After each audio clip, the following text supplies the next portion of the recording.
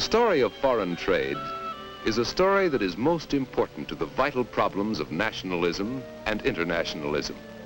Countries striving for their own economic advantage, but wishing for global understanding and peace. For centuries, foreign trade has been the subject of arguments, articles, books, speeches. Foreign trade is the key to prosperity. Free trade will bring on a Great Depression. A high tariff policy will lead to war. We must protect our standard of living from the competition of cheap foreign labor.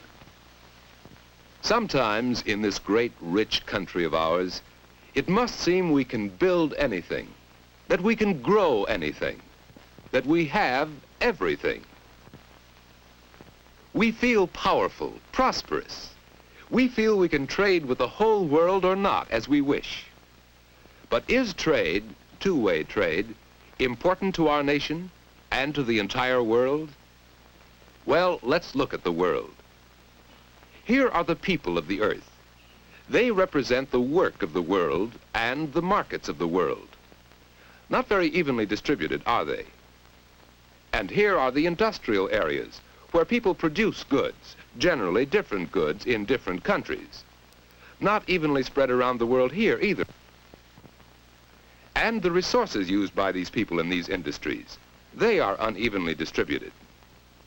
So as the world of nations becomes more interdependent, across the trade lanes move certain goods from the countries producing more than they can use to other countries whose people want and need these things. And don't forget the so-called invisibles, the investments and services, such as insurance, shipping, and travel, which also can be considered as exports and imports. All right, is foreign trade as simple as that? Well, let's see. Let's take one example. When one factory exports tractors to Brazil. In the office of the export manager, perhaps we can see what makes foreign trade different from domestic trade, the rather free, unhampered trade within our borders. In the morning mail is an order from a company in Brazil, South America, for tractors. Can we just ship the tractors right out as we might for a domestic order? No. There are government barriers to international trade. Here's one, the import license, an import control of the Brazilian government. Let's see about these controls. Brazil and many other nations control the foreign spending of their people. If the people continually sent out more funds than came in, their country might lose its monetary reserves. So the government encourages home consumption and discourages use of certain foreign goods. The government may, in effect, put up a wall of controls to limit foreign spending. Through import licensing, the government restricts the importing of certain items. For example, the Brazilian government issues a license for the import of tractors only when it considers tractors essential to its economy. Another form of control, an indirect control, is the tariff, a special tax. Often, the government charges a tariff or duty on imported goods.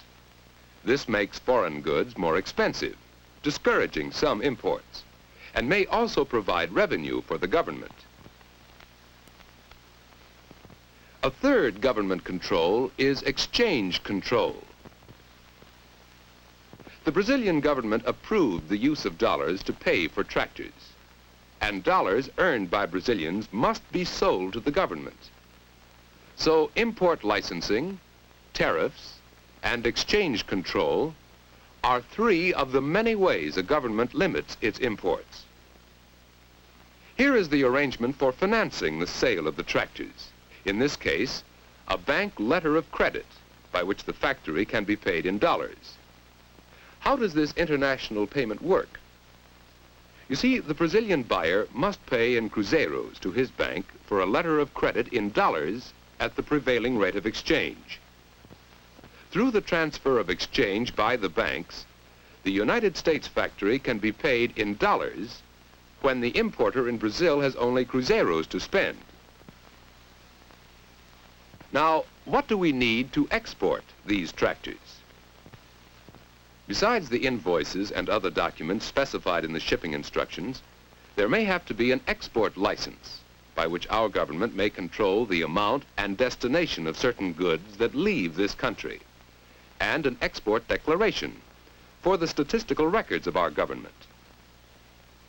And so we've seen some of the controls by governments over the exports which leave the country and over the imports which come into the country.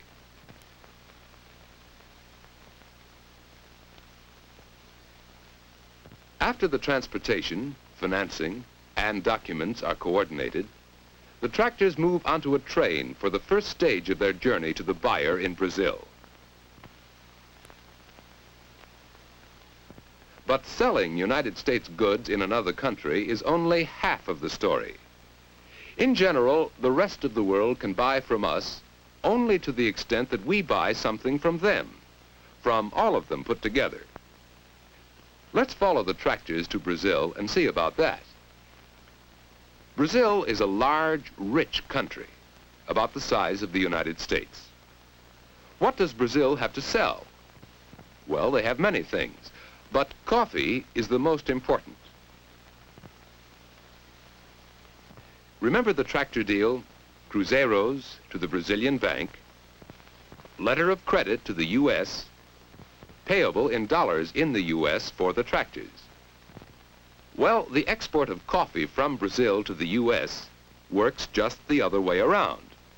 Dollars to a U.S. bank, letter of credit to Brazil, which is turned into cruzeiros to pay for the coffee. This is an example of bilateral trade, almost in effect trading tractors for coffee. But it takes both sides of the story to make the whole thing work. In multilateral trade, more than two countries are involved.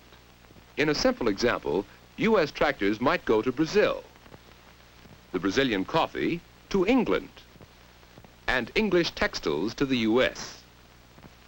Foreign exchange, representing money, goes the other way, and the balance of trade is accomplished on a triangular base.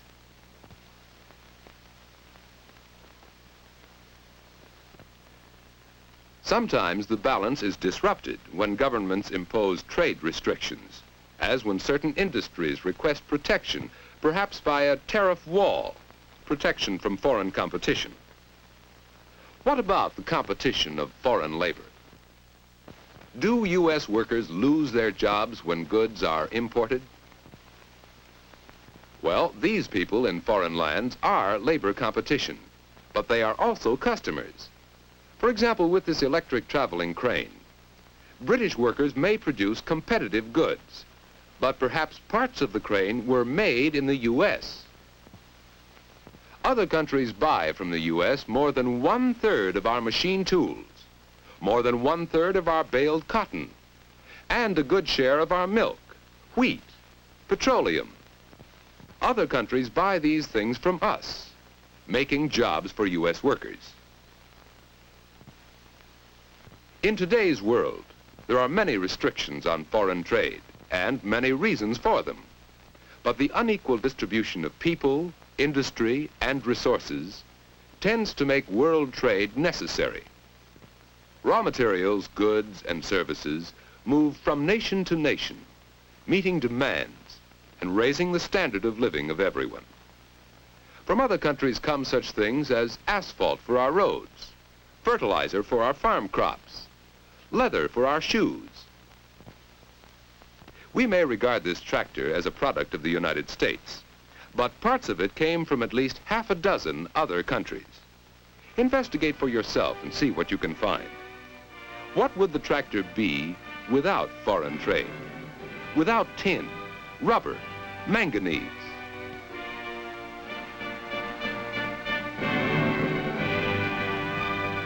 Look around you.